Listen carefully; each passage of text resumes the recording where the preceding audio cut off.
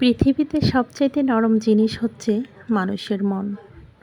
এটা ভাঙতে কোনো হাতুড়ির প্রয়োজন হয় না, শুধু মুখের কয়েকটি অবহেলিত কথাই যথেষ্ট। কেউ যদি অবহেলা করে বা কষ্ট দেয়, দোষটা তার নয়, দোষ নিজের।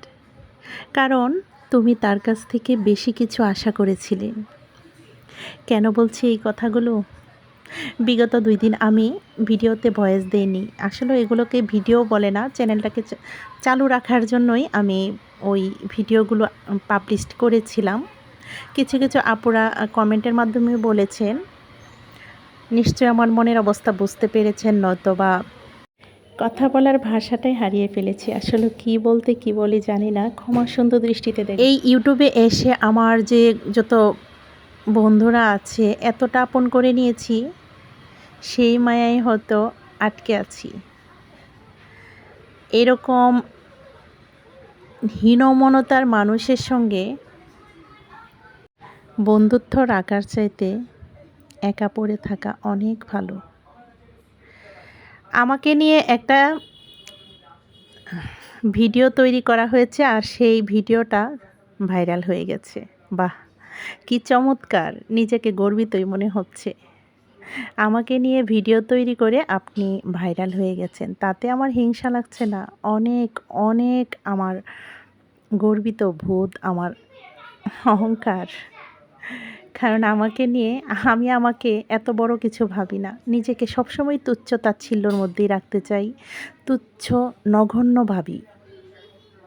তাই বলে অন্য কেউ আমাকে নগণ্য ভাববে সেটা তো হবে না।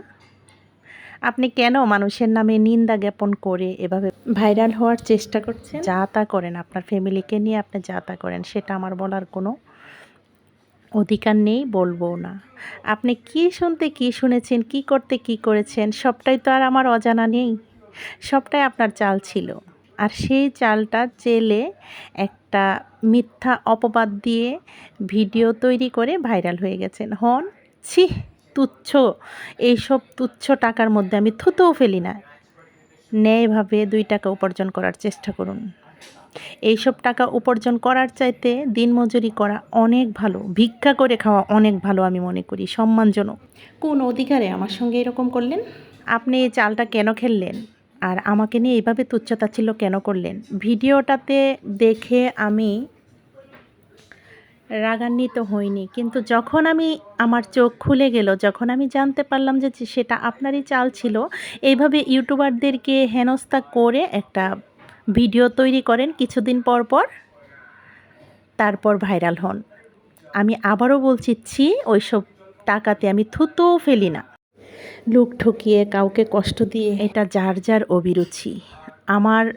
আপনি এত কিছু বলেছেন, আমার কি রক্ত মাংসের শরীর না? আমারও তো চামড়ার মুখ আছে। আপনি যেভাবে বলেছেন, আমিও কিন্তু পাল্টা জবাবে আমি একটা কমেন্ট দিতে পারতাম। বিন্দুমাত্র কষ্ট পাওয়ার মতো একটা কথাও আমি ওই কমেন্টে দেইনি। যখন আমি জানতে পারলাম, এখন আমি বলতে বাধ্য হচ্ছি। বলতাম না, কিন্তু আমার চোখটা খুলে যাওয়াতে এখন বলতে বাধ্য। কারণ আপনি এভাবে প্রত্যেকটা ইউটিউবারকে হেনস্থা করবেন, তাই আমি সতর্কবাণী সবাইকে অনুরোধ করছি যেন এইসব মহিলার কাছ থেকে যাওয়া বিরত থাকবেন। কারণ আজ আমাকে করেছে, কাল আরেকজনকে করবে, পরশু যে আপনাকে করবে না, এটা কিন্তু কোনো গ্যারেন্টি নেই। কারণ এইসব মানুষ টাকার জন্য সব করতে পারে। ভাবতে পারছি না, এত ডিপলি একটা রিলেশনের মধ্যে এতটা হার্টলেস হয় কি করে মানুষ? ছি ছি ছি ছি ছি, এত হীনমনতার মানুষ হয়? এই 1টা 2টা মানুষের জন্য কিন্তু অন্য 10টা মানুষের বদনাম হয়। মানুষ এখানে আছে, সবাইও মানুষ নয়। তো আমি বলছি, আপনি শুধরে যান, ক্ষমা চান। মহান রাব্বুল আলামিন আছেন একজন।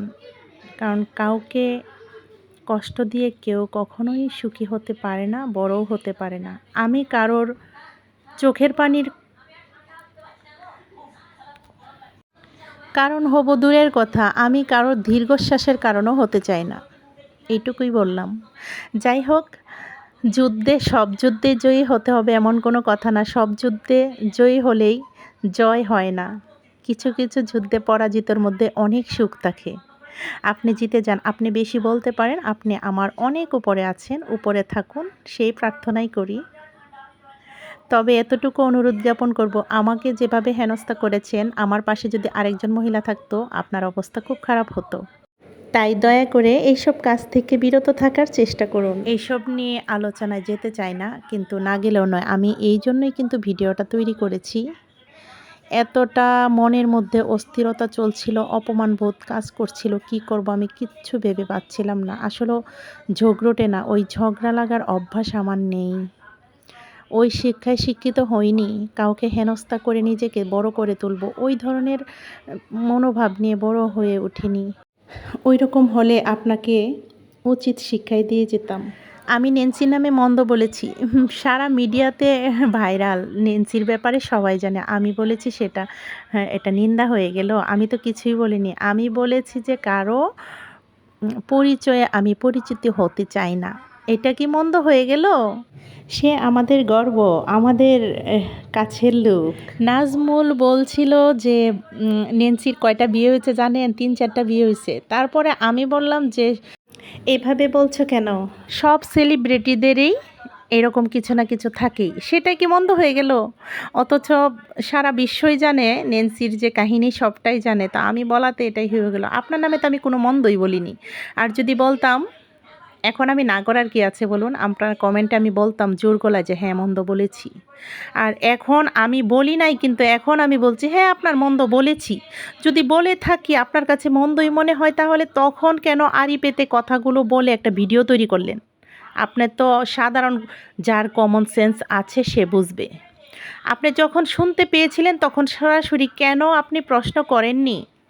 লুকোচুরিভাবে আড়ি পেতে কেন শুনছেন? সেটা আপনার চাল ছিল। ভিলেজ লাইফ নামের কোনো গায়েবী থেকে একটা আসছে না, সেটা আপনারই চাল ছিল। এরকম মানুষকে হেনস্থা করবেন না। অসৎ পয়সায় নিজেও খাবেন না, নিজের সন্তানকে খাওয়াবেন না। সৎভাবে 2 টাকা উপার্জন কম খান, এক মুঠো ভাত কম খান। অসৎ পয়সায় খেয়ে কেউ কোনো দিন উপরে উঠতে পারেনি, আর কোনো দিন পারবেও না।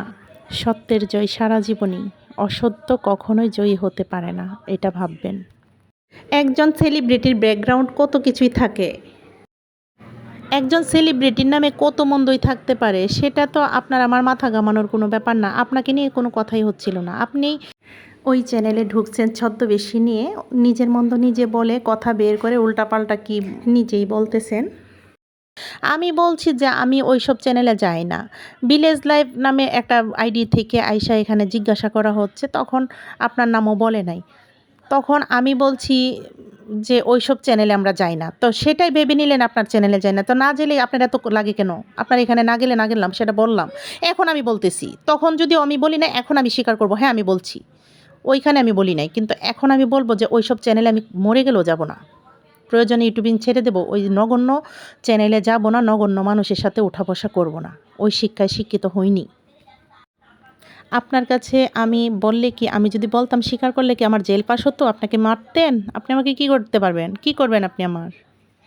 তখন আমি বলিনি, এখন আমিও বলছি, এবং আশেপাশের লোকজনকেও সতর্ক করে দিচ্ছি যে এইসব মানুষ থেকে বিরত থাকুন। যদি মান সম্মান বাঁচাতে চান, ওইসব চ্যানেলে গিয়ে কখনো আপনারাও জেনে শুনে কোনো কমেন্টও করবেন না। ওইসব চ্যানেল থেকে বিরত থাকুন। ওই মহিলার কাজই হচ্ছে এটা, যে মানুষের নামে বদনাম ছড়িয়ে সে ভাইরাল হবে। ফ্যামিলির সম্বন্ধে সমস্ত বদনাম বলা শেষ। এবার ইউটিউবিং আপুদের, ভালো ভালো আপুদেরকে নিয়ে এই ধরনের ভিডিও তৈরি করছে, আর সে ভাইরাল হতে চেষ্টা করছে। সেজন্য আমি সবাইকে অনুরোধ জানাচ্ছি যে এইসব চ্যানেল থেকে আপনারা বিরত থাকুন, নিজেদেরকে হেফাজতে রাখুন। হেফাজতের মালিক আল্লাহ, কিন্তু আপনার মান সম্মানটা আপনি বজায় রাখার চেষ্টা করুন। আমি যদি কারো লাইভে গিয়ে উল্টাপাল্টা কথা, আপনার নামে কী বদনাম বলেছি, যদিও বলে থাকি, তাহলে বলছি যে ওইসব চ্যানেলে যায় না। ওইটা আমি কখনোই বলি নাই। আমি বলছি যে ওনার চ্যানেলে তো আমি অনেক দিন যাই না। ওনার কোন শাশুড়ির নামে বদনাম বলছে, সেই চ্যানেলটা তো আমি জানি না। আমি কতদিন যাবতে ওনার চ্যানেলে যাচ্ছি না। সেটাকে আপনি ওই নেগেটিভভাবে নিলেন? আন্তাজি মনের উপরে চালায় নিলেই হবে নাকি? আপনি আপনার মতো চললে হবে? মানুষের উপরে এভাবে মিথ্যাচারিতা ছাড়ুন, সৎভাবে চলার চেষ্টা করুন। নির্লজ্জ বেহায়া কত কিছুই বলছেন। আমারও চামড়ার মুখ, আপনাকে আরও বেশি কিছু কিন্তু বলতে পারি, কিন্তু বলবো না, কারণ আমি ওই শিক্ষা নিয়ে বেড়ে উঠিনি, ওইসব ফ্যামিলির মেয়েও আমি না। আপনি যা তা বলে গেছেন, আমি যদি আপনাকে বলি যে ওইসব চ্যানেলে আমি যাই না, ওইটুকুই তো বলেছি, যদিও বলে থাকি, এর চাইতে তো আর বেশি কিছু না। আপনি স্ক্রিনশট দিয়েছেন, দেখান। সম্মুখে দেখালেন না কেন? দেখান, দেখাইতে পারলে দেখায়েন। এখানে আরও কয়েকজন ছিল, নাজমুল ছিল, বিথি ছিল, ওরা কি জানে না আমি কি মন্দ বলছি কি না? কিংবা আমি ওদের সামনেও আমি কি মিথ্যা বলে যাব অনায়াসেই? যে আমি বলেও বলতেছি যে আমি বলি নাই, ওরা কি সাক্ষী আছে না? ওরা কি জানে না আমি কি বলছিলাম? আপনি মন গড়া কথা বলে ভিডিও তৈরি করে ভাইরাল হয়ে যাবেন, মানুষকে যা তা মনে করবেন।